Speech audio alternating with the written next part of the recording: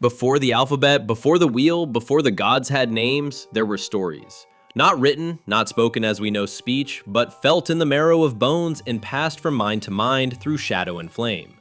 In the Stone Age, storytelling wasn't entertainment, it was survival. Around crackling fires, humans told of monsters unseen, hunts victorious, betrayals and miracles, all without a single written word. But how did these early humans, without books or language as we know it, preserve their wisdom across generations? And what hidden power did these wordless stories hold over life and death? Let's find out. Nightfall in the Paleolithic world was no gentle dimming of the sky.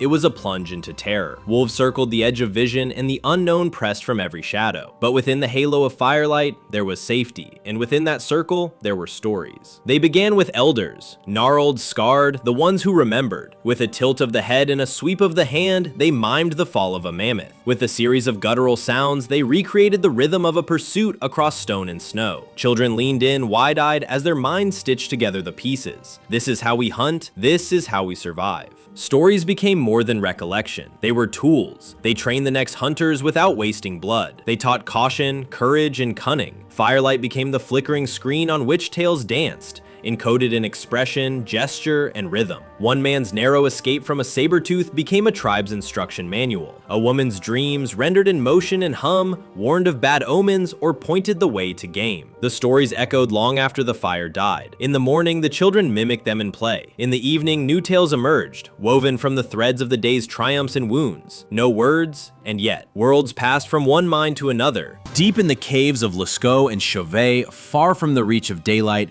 hands smeared ochre and charcoal onto stone. They painted horses in motion, bison mid-charge, and great elk with halos of spears. These weren't idle decorations. They were memory. They were a myth. Each stroke was deliberate. A line for the trail the beast followed, dots for the number of hunters who'd chased it, a spiraling shape for danger. These walls whispered of battles fought, prey lost, and the sacred bond between predator and man. Though no spoken caption remains, the meaning was unmistakable to those who lived by the hunt. For a young hunter, walking into those caverns was stepping into a temple of knowledge. Here he saw how the ancestors moved, how they killed, how they died. These markings were more than art, they were instruction and invocation. To paint was to remember, but also to summon success, safety, and strength. And beneath it all lay a deeper power, unity. A shared story on stone made strangers into brothers. It told each member of the tribe, you belong to something older than yourself. These walls remember what we must never forget. Before syllables had shape, before sound held meaning, the body was the message. A flick of the wrist meant danger, a hand to the chest meant me. Eyes widened in warning, fingers curled in mockery, knees bent in mourning. Gestures wove the first dictionaries of the human soul. Around the communal fire, a grandmother might raise her arms, stiff and shaking, to mime a falling tree, the storm that nearly took her brother. The children would gasp, not at her words, but at her presence, her trembling reenactment. Through motion and expression, she gave them not a tale, but a memory. This silent tongue crossed generations. Hunters used it in the field, hands slicing through air to direct, signal, and warn. Lovers used it in moonlight, eyes and touch, crafting promises older than poetry. Shamans spun whole cosmologies with dance, their limbs drawing sacred geometry only the soul could translate. And in times of conflict, gestures settled disputes and preserved peace. A cupped hand offered forward meant surrender, a fist to the sky meant vengeance. These signs, silent yet deafening, were the laws before laws. In silence they remembered, in silence they spoke. And the stories endured without a single sound. They did not wear crowns, they held no spears, but in every tribe there was one who remembered more than the rest. Their eyes seemed to see further, not into distance, but into time. These were the bards of the Stone Age. Not singers of songs, but keepers of memory, carved into bone, etched into stone, and burned into the minds of generations. These bards carried necklaces strung with teeth and talons, each token a story. They clutched carved bones inscribed with hash marks, spirals, and patterns known only to those chosen to read them. In these objects lay the blueprint of the tribe, who had come before, which spirits to fear, which rites to follow when the moon turned red. When night fell, and silence descended like a shroud, the bard would rise, not for spectacle, but for ritual. They moved with precision, recounting ancestral victories with a rhythm like the drum beat of fate. The audience, huddled in skins, sat breathless as centuries passed before their eyes. Events they'd never lived, yet somehow remembered. These bards were not merely performers, they were bridges. Without them, a tribe could forget. With them, even the dead whispered truths to the living. And in every whisper, the past remained alive. Some tales were told to teach, others to control. As language grew stronger and stories more refined, those who mastered them held invisible power. They told of spirits that punished disobedience, of ancestors who watched from the trees, of monsters who devoured those who strayed from camp. And the children believed. So did the adults. A story could bind a tribe tighter than any rope. Blood oaths were sworn not with contracts, but with tales of loyalty unto death, of betrayals punished by thunder and plague. Warriors pledged their blades in the name of ancient heroes, whose bones lay buried in secret groves. Parents whispered bedtime stories, not to soothe, but to shape. A lie told gently could raise obedience better than the lash. And when tensions rose between clans, a single tale could justify war, or prevent one. They stole our fire long ago. They once fed our wounded. These stories became truth, whether or not they were real. Memory and myth blurred, but it didn't matter. What mattered was who told the tale and who believed it. Thus, the storyteller became ruler, not by force, but by belief. For in the Stone Age, truth was not fixed. It was chosen, and the teller held the knife.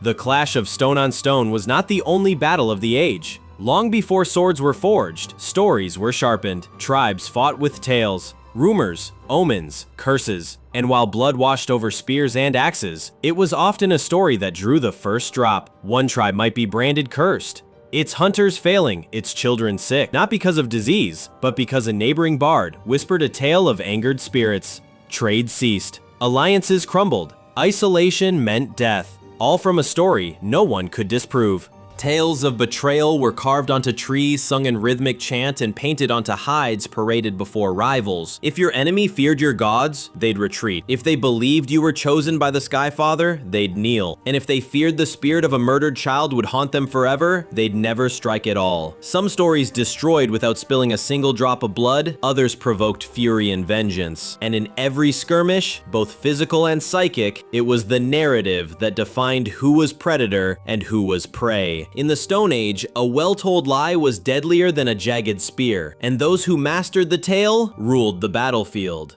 In the cold silence between heartbeats, when the wind howled and the world slept, the shaman spoke. Not in words, not entirely. Their voice was wind, their body a vessel. Through trance and smoke, they stepped beyond the skin of the world and brought stories back with them. These tales were unlike the rest. They weren't hunted or carved. They were given from spirits, from stars, from the bones of the earth itself. Shamans told of children born with animal eyes, of rivers that whispered names, and of trees that bled when wounded. These were not lessons, they were revelations, and the tribe listened because they had to. A dream of a bird circling thrice above the fire might mean famine. A whispered warning in the smoke could change the path of a migration. The shaman's stories had no beginning and no end. They were riddles in motion, shadows wrapped in breath, and yet, within them, truth beat like a second heart. Their gestures were less direct, less about the hunt, more about the hidden. A twist of the hand might symbolize rebirth. A guttural chant could summon not just attention, but awe. Their stories gave the tribe more than memory or rule. They gave it meaning, a connection to the unseen. And in a world teetering between survival and extinction, that was power beyond all others. As the millennia passed and the camps grew larger, the fire circles became gatherings. The storytellers multiplied. Language crystallized. Names were given to the nameless. Sky, fire, death, love. But at the root of it all, behind every word, every ritual, every god, was the same primal heartbeat of story. The old grunts became chants. Chants became verses. verses became belief.